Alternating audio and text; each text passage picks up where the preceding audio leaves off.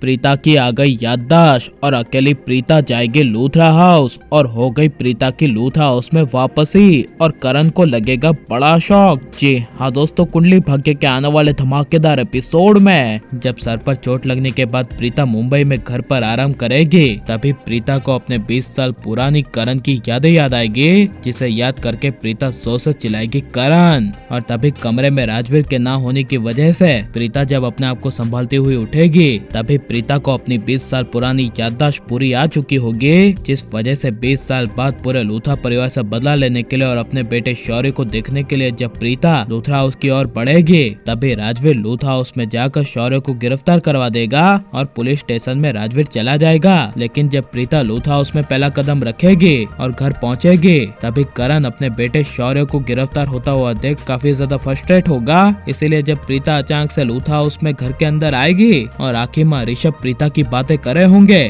तभी करण की पहली नजर प्रीता पर पड़ेगी और करण प्रीता की ओर सपना समझकर खींचा चला जाएगा और प्रीता के चेहरे को टच करेगा और करण को लगेगा कि यह उसका सपना है। लेकिन जब राखी माँ ऋषभ की नजर प्रीता पर पड़ेगी, तभी प्रीता को अपने सामने जिंदा देख राखी माँ ऋषभ के पैरों तले जमीन खिसक जाएगी और राखी माँ कुछ भी बोले बिना खुश होकर प्रीता के पास जाएगी और प्रीता को टच करके कहेगी कि प्रीता तू जिंदा है, पुत्र तू वापस लौट आई, हमने तुम्हारा कितना इंतजार किया, तू कहाँ चली गई थी और वापस लौटकर क्यों नहीं आई। तभी यह सुनकर प्रीता कुछ बोल नहीं पाएगी। लेकिन जब ऋषभ गुस्से से कहेगा कि प्रीता जी आप कहाँ चले गए थे, आपको एक बार भी नहीं लगा कि आपके बिना ये परिवार और आपका बच्चा शौर्य कितना अधूरा हो जाएगा, आपने एक बार भी वापस लौटने की नहीं सोची। तभी यह सुनकर प्रीता ऋषभ को मुंह तोड़ जवाब देती हुई कहेगी मैं करती क्या, जब आप लोगों ने ही मुझे ठुकरा दिया और एक बार नहीं बल्कि 1000 बार मुझे घर से बाहर निकाला है, मैं क्या करती। मैं तो अपने दूसरे बच्चे रुद्राक्ष को नताशा से बचाने के लिए गई थी, उसके बाद मेरे साथ क्या हुआ मुझे कुछ भी याद नहीं है और आज तो पूरे 20 साल हो गए हैं, लेकिन इन 20 सालों में मेरी हालत क्या थी मुझे कुछ भी याद नहीं है, शायद मेरी याददाश्त अभी अभी वापस आई है। यह सुनकर ऋषभ राखी माँ के पैरों तले जमीन खिसक जाएंगे। लेकिन जब करण प्रीता को कहेगा